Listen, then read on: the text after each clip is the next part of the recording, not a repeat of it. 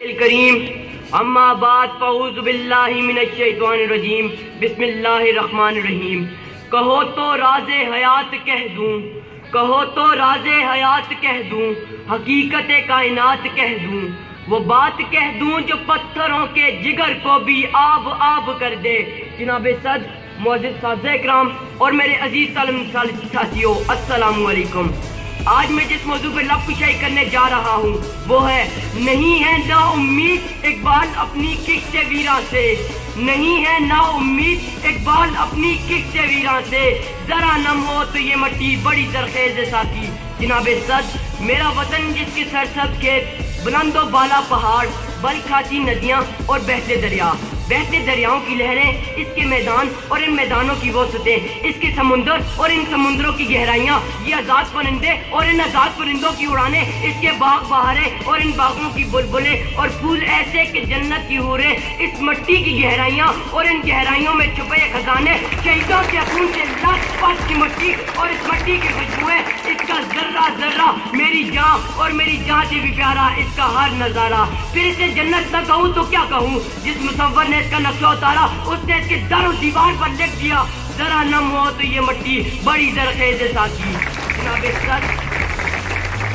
جناب صدر، پاکستان کے وجود میں آنے کے لیے کئی ابو جہل اور ابو لہب ہے۔ گاندھی جیسا ہندوؤں کا پنڈت بھی پاکستان کے وجود کو نہ روک سکا، اور ہندو چاہنا یہ اندازہ لگا بیٹھا کہ یہ ملک جس کی یہ صحرا، یہ بنجر زمین، یہ بند کارخانے، یہ تباہ حال معیشت اس قابل نہیں کہ یہ ملک چل سکے، لیکن علامہ اقبال بخوبی جانتے تھے کہ ذرا نم ہو تو یہ مٹی بڑی زرخیز ہے ساتھی۔ اللہ کے نام پہ بننے والی مملکت کو آگے بڑھنے سے کون روکے گا؟ پھر دنیا نے دیکھا نہ وقت رکا، نہ جہاز رکے، نہ دریا رکے، نہ معیشت کا پہیہ۔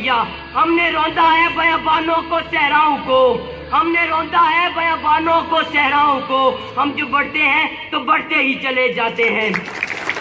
جناب صدر، ماضی قریب پر نظر ڈالیں تو ہم نے کیسے اپنے سے 10 گنا زیادہ طاقتور دشمن کو 1965 کی جنگ میں نیست و نابود کیا، اس پر تاریخ آج تک حیرت میں ہے۔ جب ہم مجسمے قرآن بنے تو پوری دنیا پر جاگے، وہ کون سا قصہ ہے زمین کا جس نے ہمیں خراج تحسین پیش نہ کیا ہو؟ دنیا کی کون سی وہ طاقت تھی جو ہمارے سامنے سر نگو نہ ہوئی ہو؟ میں اپنے وطن کے دشمن کو للکار للکار کی کہتا ہوں، ہماری عزت، ہماری غیرت، ہماری تاریخ، ہماری سوچ، ہمارے کارنامے مٹی تلے دب کے نہیں گئے۔ ہم وہی کیبری چکن ہے، ہم وہی صلاح الدین ایوبی ہیں، ہم وہی صلاح الدین ایوبی ہیں، ہم وہی یقینی محکم والے ہیں، ہم علم کی فکر ہیں، ہم آپ کریم شہزادی کے دیش کے باسی ہیں، ہم نبی کا کلمہ پڑھنے والے ہیں، حدیث پاک ہمارا آئین ہے، قرآن ہمارا دین ہے۔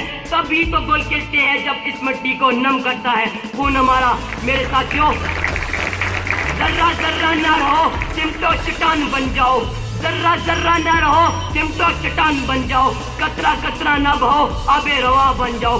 ایک ہو سب کی زبان، ایک ہو انداز بیاں، جس کی تردید نہ ہو ایسا بیاں بن جاؤ۔